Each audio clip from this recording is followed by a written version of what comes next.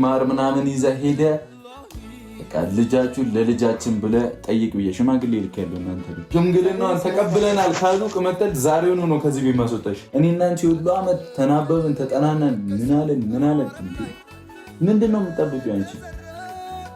ወይስ እድሜ ገና ነው ልትይ ነው? አታፍሪም አንቺ? እቺ ምንድን ነው የሚያስለቅስሽ? ትዳር ትፈሪያለሽ እንዴ?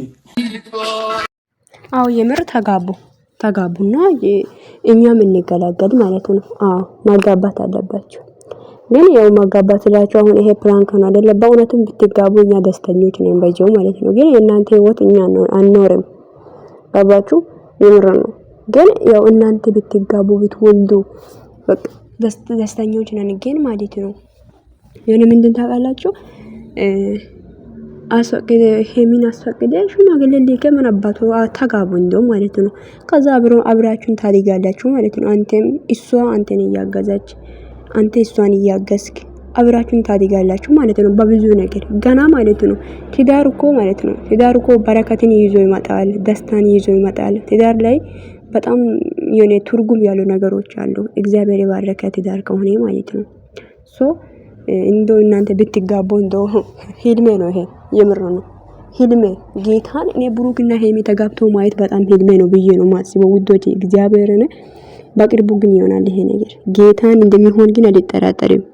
ያው በሰው ተማምኜ ሳይሆን በእግዚአብሔር ተማምኜ ነው የምናገረው። ብሩክና ሄሚ ይጋባሉ አለቀ። ሰላም ውድና የተከበራችሁ ውድ የቻናሌ ቤተሰቦች እንዴት ናችሁ? ደህና ናችሁ አላችሁ? ባላችሁበት ቦታ ሰላማችሁ ብዛ። ውዶቼ ማቴናል ትላላችሁ። ዛሬ እንዳያችሁት ያው ብሩክ ለሄሚ የሽማግሌ ልኪያታሉ ብሎ ያው ፕራንክ ነው። ፕራንክም ቢሆን ደግሞ እውነቱም ደግሞ እኛ በቅርቡ እንጠብቃለን ማለት ነው። በቅርቡ እንደሚሆን አንጠራጠርም እና በየውም እግዚአብሔር እናንተ ማለት ነው እንደዛ ብቻችሁ ሆናችሁ እርስ በራሳችሁ ማጠናናት አለባችሁ። ታውቃላችሁ ማከባበር የሆነ ልጆች ናቸው ሳስቡ ማለት ነው። ግን የኔ ብሩክ ሄሚን ማክበር አለባት። ብሩክ ሄሚን ማክበር አለበት። ሄሚ ብሩክን ማክበር አለባት።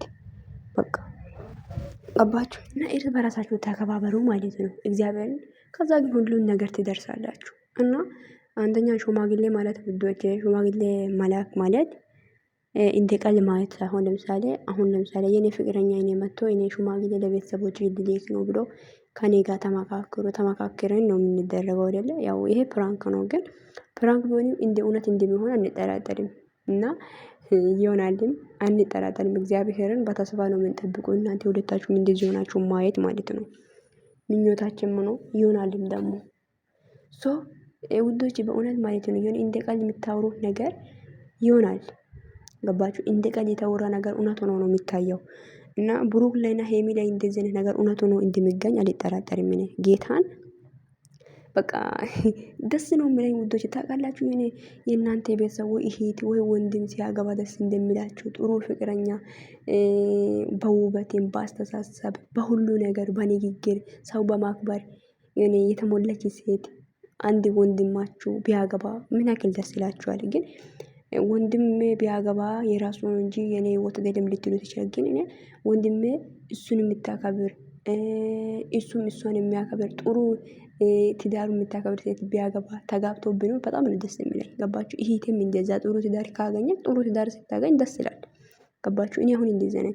ሄሚና ብሩክ ቢጋቡ በጣም ነው ደስ የሚለኝ ለኔ ማለት ነው። የሆነ እንደ ቤተሰብ ማለት ነው። እኔ በጣም ነው ደስ የሚለኝ እና አንድ ቀን ደግሞ ይሆናል። ያው እኛ ጥሩ ስናስብ ሰው ያስባል እግዚአብሔር ፈጽማል ተብሎ እንደተጻፈ ያ ነገር ደግሞ በጥሩ ሲታስቡ ውዶች ሲታስቡ ሪቃችሁ አስቡ። ገባችሁ?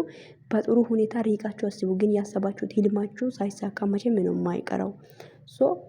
በጣም ደስ ይላል። እግዚአብሔርን በጣም ደስ ብሎኛልና ይሁን ፕራንክም ቢሆን ያው የዛሬ የብሩክ ፕራንክ በጣም ነው ሄሚ አላወቀችም። ባለፈው ሄሚ ግን ያው አልተሳካላትም። ግን እና ሄሚዬ ያላቀሹ አንቺ ልክ ነሽ። ግን አንቺን ሳያስፈቅድ ሽማግሌ መላክ ስለሌለበት ነው እንጂ እሱን ሳትወጂ ቀርተሽ አይደለም። እና እንደምትወጂም እሱም እንደሚወድሽ እናውቃለን። አንቺም ያው እንደምትወጂ ነው የምትነግሪው አይደለ? ስለዚህ አንቺን ማስፈቀድ ነበረበት ነው ማለት ፈቅደሽ እንትን እንደሆነ የምትፈልጊው።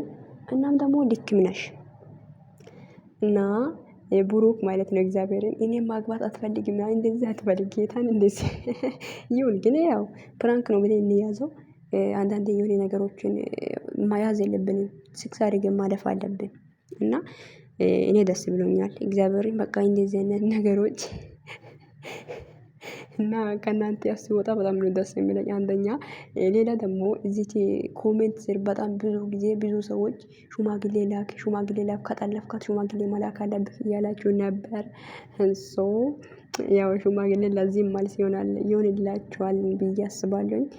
ሄሚ እና ዝም ብላችሁ የምታወሩ ሰዎች እነሱ እኮ ሀሳብ አለው፣ ምኞት አለው፣ ማሳካት የሚፈልጉት ህልም አለ። ህልማቸው ሳይሳካ እንሂድ ምናምን የምትሉት ነገሮች እኮ ማለት እንሂድ አልኩ ሀሳቤ ሌላ ላይ ቦታ ሄዶ ነው ማለት ነው ውዶች። ሽማግሌ ላክ የምትሉት ነገር እነሱ ፍቅር ካለ ችግር የለም፣ ሁሉ ነገር ይደርሳል። ሽማግሌ ላኪ ማለት ልክ ሆናችሁ ግን እነሱ እርስ በራሳችሁ ተሳስቦ ተመካክሮ ያድርጉ እንጂ እነሱ ወለኛን ወስነው ልንወድ ልናከብር እንችላለን፣ ግን ይሄን አድርግ ልንል አንችልም። ገባችሁ? ለዚህ ነገሮች ደግሞ መልስ ሲሰጡ እዚች ጋር ደግሞ ሌላ ተጽዕኖ ነው እየፈጠራችሁ ያላችሁት። እግዚአብሔርን ሄሚ ባለፈው ትናንት ወዲህ ማታ የሰራችው ቪዲዮ ላይ ምንድነው አብረን እንደር ያለችው ቪዲዮ ላይ እሱ ግን መልስ ነበር የሰጣችሁ፣ ግን እናንተ በሌላ ግን ነው ወስዳችሁ ቪዲዮውን እየቀወጣችሁ ነበር። ከዛ በቃ እየሰደባችሁትም ነበር ማለት ነው። ሶ እርስ በራሳችሁ ተሳስቦ ፈልጎ ያድርጉ እንጂ እናንተ አይመለከታችሁም፣ አያገባችሁም ማለት ነው። ገባችሁ አይደለ? እና ለዚህ ደግሞ ማለት ሲሰጡ እነሱን አትስደቧቸው ማለት ነው። እና ወዳችኋለሁ። ለማንኛውም ቪዲዮን ሼር አድርጉ፣ ሀሳባችሁ ኮሜንት ላይ አስቀምጡልኝ። መልካም ቀን ይሁንላችሁ። መልካም ምሽት።